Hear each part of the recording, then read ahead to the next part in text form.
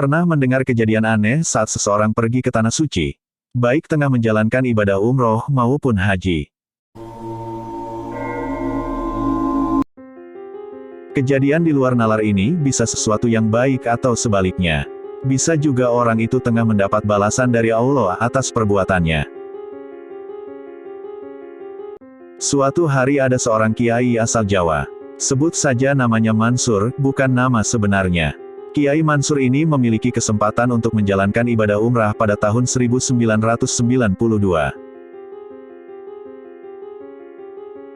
Kala itu Kiai Mansur berusia 30 tahun, tidak jauh berbeda dengan usia mutawif umrohnya.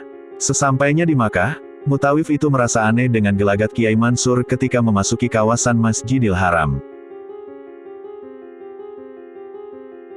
Ketika menginjak lantai masjid, Kiai Mansur langsung mengangkat kakinya. Wajahnya panik dan seperti merasa kesakitan, seakan-akan berjalan di atas duri. Sesekali Kiai Mansur juga mengusap-usap kakinya. Di sini sang mutawif menyangka bahwa kaki kiai muda tersebut sedang kesakitan, sehingga tidak nyaman untuk berjalan. Lalu sesampainya di depan Ka'bah, perilaku Kiai Mansur makin aneh. Tiba-tiba ia melepas kain ihramnya dan langsung diletakkan di lantai. Kemudian Kiai Mansur meletakkan kaki di atas kain ihram yang telah dilepasnya itu. Padahal cuaca di Tanah Suci saat itu sejuk dan lantai masjid pun dingin saat menyentuh kulit.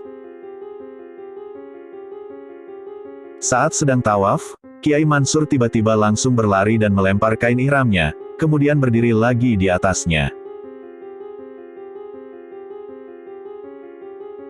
Melihat kelakuannya yang aneh, mutawif pun memberanikan diri bertanya kepada Kiai Mansur.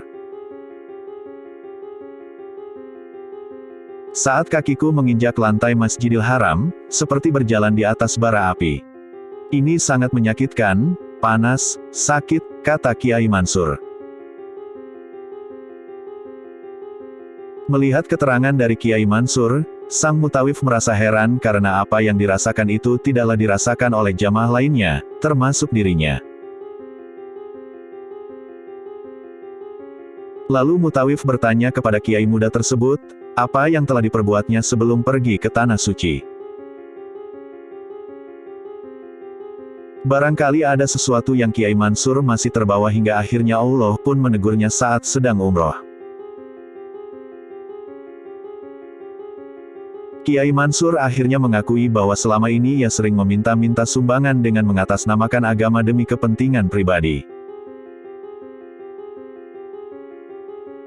Uang yang diperolehnya itu malah digunakan sendiri, padahal para dermawan memberikannya untuk kepentingan pembangunan pesantren yang diasuhnya selama ini. Namun setelah mendapat teguran saat di Masjidil Haram, Kiai Mansur akhirnya bertobat. Ia juga berjanji akan meninggalkan kebiasaan buruknya tersebut serta menjadi orang yang lebih amanah.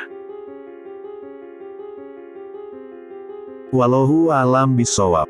Semoga kita semua bisa mengambil hikmah dan pelajaran dari kejadian ini.